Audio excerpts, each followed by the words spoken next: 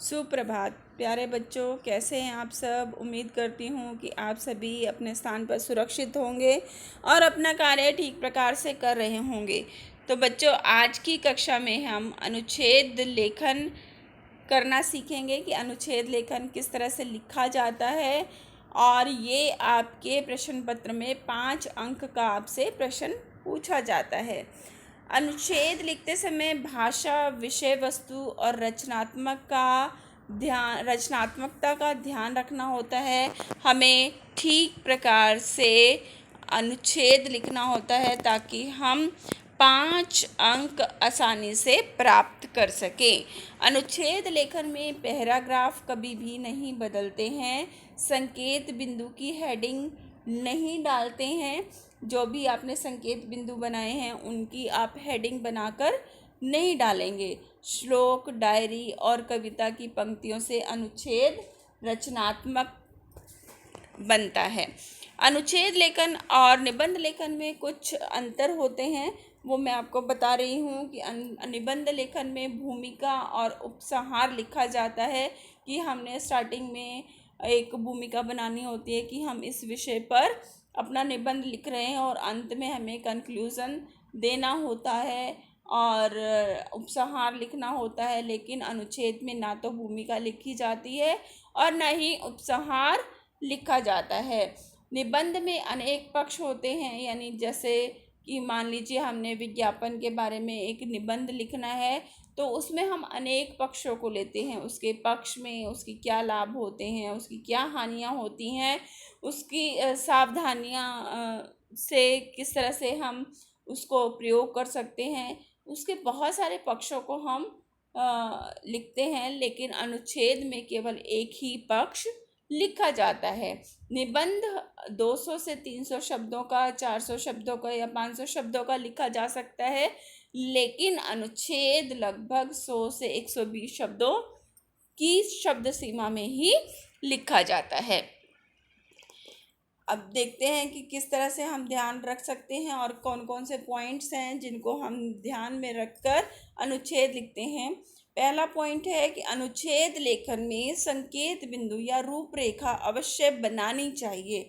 यहाँ पर देखिए, मैंने अभी आपको पहले बताया कि संकेत बिंदु की हेडिंग नहीं डालते, लेकिन हमें संकेत बिंदु बनाने चाहिए ताकि हम अपने जो अनुच्छेद को है वो एक सही प्रकार से सही रूपरेखा हम उसमें प्रदान कर सकें। कि संकेत बिंदु हम बना लेते हैं कि हमने इसमें अनुच्छेद में ये पॉइंट्स लिखने हैं, लेकिन उनकी हेडिंग नहीं लिखेंगे। ठीक है। दूसरी है कि विषय से बाहर कुछ भी नहीं लिखना चाहिए। जो भी आपको विषय दिया गया है अनुच्छेद लेखन का, उससे बाहर बिल्कुल नहीं जाना है, क्योंकि केवल 100 से 200 शब्दों में ही हमने लिखना है, तो उससे बाहर नहीं जाएंगे हम। अनुच्छेद लेखन की भाषा शैली सरल, सहज, सजीव और प्रभावशाली व पठनीय होनी चाहिए। पठनीय मीन्स पढ़ने योग्य होनी चाहिए, सरल होनी चाहिए, सजीव होनी चाहिए और पाठक के ऊपर उसका प्रभाव पड़ना चाहिए। शब्द सीमा 100 से 120 से अधिक नहीं होनी चाहिए। शब्द जो हमें लिखने होते हैं, 120 से अधिक शब्द हम उसमें नहीं लिखेंगे। अनुच्छेद में विषय के किसी एक ही पक्ष का वर्णन करना चाहिए। या तो हम लाभ बता रहे हैं तो हमें सिर्फ लाभ ही बताने हैं, अगर हम हानि बता रहे हैं किसी भी विषय की तो हमें सिर्फ हानि ही बतानी है। यानी दोनों पक्षों का हम उसमें वर्णन नहीं करेंगे, हम केवल एक ही पक्ष का वर्णन करेंगे। अनुच्छेद लेखन में कहावतें, मुहावरे, सूक्ति, कविताएं आदि का प्रयोग भी किया जाता है। यानी इन सब चीज़ों का हम प्रयोग कर सकते हैं, जिससे हमारा अनुच्छेद जो है वो पाठक के ऊपर अधिक प्रभाव डालता है।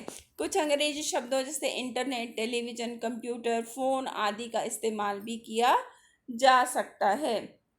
यहाँ पर एक छोटा सा अनुच्छेद मैंने आपके लिए लिखा है, देखिए इसको। सच्चा मित्र कहा जाता है कि विपत्ति रूपी कसौटी पर कसा जाने वाला व्यक्ति ही सच्चा मित्र होता है। संस्कृत में कहावत है कि राज दरबारेश्च शमशाने यो तिष्ठति स बंधित्व, अर्थात राज दरबार और शमशान घाट में साथ रहने वाला ही सच्चा मित्र कहलाता है। जहाँ राज दरबार सुख का और शमशान दुख का प्रतीक है, अतः सुख दुख में साथ रहने वाला व्यक्ति ही सच्चा मित्र होता है। सच्चा मित्र अपने स्वार्थों से ऊपर उठकर अपने मित्र की को बुराई की राह पर चलने से बचाता है। वे गिरते हुए मित्र का हाथ थामकर उसे गिरने से बचाता है। वह अपने मित्र को ना तो कभी भटकने देता है और न ही सही रास्ता भूलने देता है। सदैव उसे सही रास्ते पर चलाने की कोशिश करता है और संकट के समय कभी उसका साथ नहीं छोड़ता। सच्चा मित्र अपना विवेक सदैव जगाए रखकर मित्र का विवेक भी जगाए रखता है।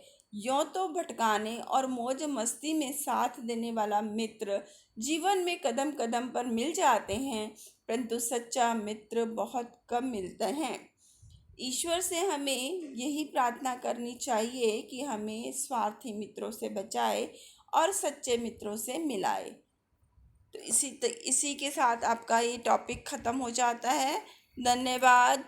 आपका दिन मंगलमय हो। Thank you so much.